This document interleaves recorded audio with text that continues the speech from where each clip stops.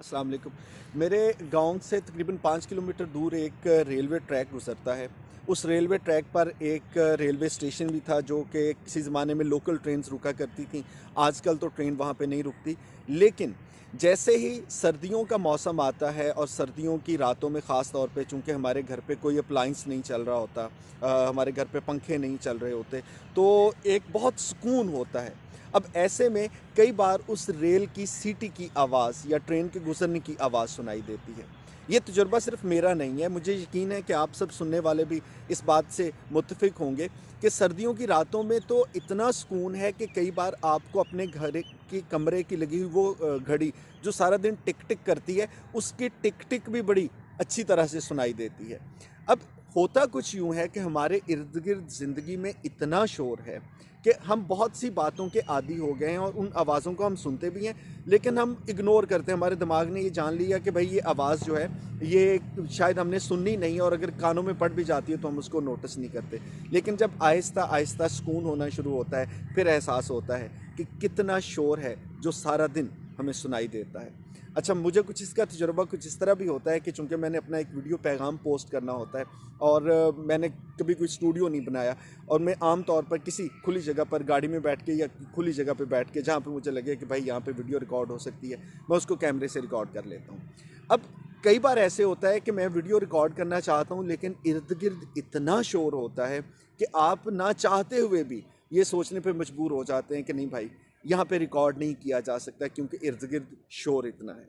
अब ये शोर हमारी समातों में क्या रस घोलता है, ये तो आप मुझसे बेहतर जानते हैं, क्योंकि मैं ही बर्दाश्त नहीं करता, आप भी करते हैं। लेकिन आजकल इस शोर में ना एक नई चीज़ का इजाफा हुआ, जो इजाफा तो कुछ अर्सा पहले से होना शुरू हो गया था, लेकिन आजकल मैंने उसको बहुत ज़्यादा महसूस किया है। और वो शोर है, याद है हमारे जब हम छोटे होते थे तो गली में एक कोई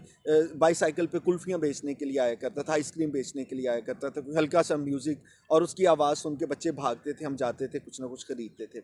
फिर आहिस्ता आहिस्ता हमने एक दिन वो जो गली मोहल्ले में रेडी पर चीज़ें बेचने आते हैं उनको देखा कि साहब ने एक लाउड स्पीकर रखा हुआ है, और वो बजाय इसके कि बुलंद आवाज़ में आपको बताएं कि कौन सी सब्ज़ी या फल उनके पास है, वो लाउड स्पीकर पे ऐलान कर रहे हैं। और अब इसका जो लेटेस्ट तजर्बा मुझे 3 दिन पहले हुआ, जो बाकायदा एक तशद्दुद की शक्ल है, वो ये है कि एक सड़क के किनारे बहुत सी रेहड़ियाँ लगी हुई हैं, सब्जियां और फल बेच रहे हैं, और हर बंदे ने एक छोटी सी बैटरी रख के साथ में एक यूएसबी में अपनी आवाज़ रिकॉर्ड की हुई है, और जनाब गला फाड़ फाड़ के आपको बताया जा रहा है कि आप आलू कितने पैसों में ले सकते हैं, आप शकरकंदी कितने पैसों में ख़रीदेंगे, या मौसम के फल जो हैं वो किस रेट पे दस्तियाब हैं। और पूरी आवाज़ के साथ उस पूरी मार्केट में जितने भी स्टॉल लगे हुए हैं, हर बंदा आपको पुकार पुकार के चिल्ला चिल्ला के ये कह रहा है कि भाई इतने में आप ये ख़रीद लें।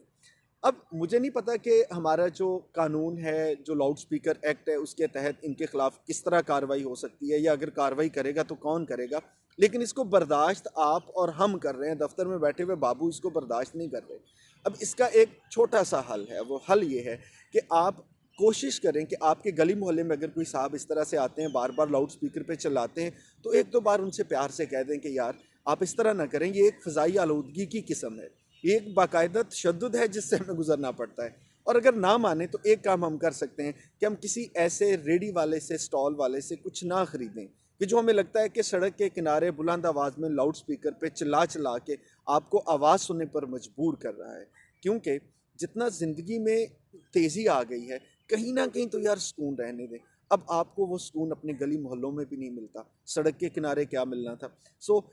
इस फ़िज़ाई आलूदगी और इस माहौलियाती आलूदगी में, इस सौती आलूदगी जिसको हम नॉइज़ पोल्यूशन कहते हैं, इससे बचने के लिए आपको कुछ ना कुछ किरदार अदा करना होगा। आखिर ज़िंदगी में कभी तो कुछ सुकून चाहिए।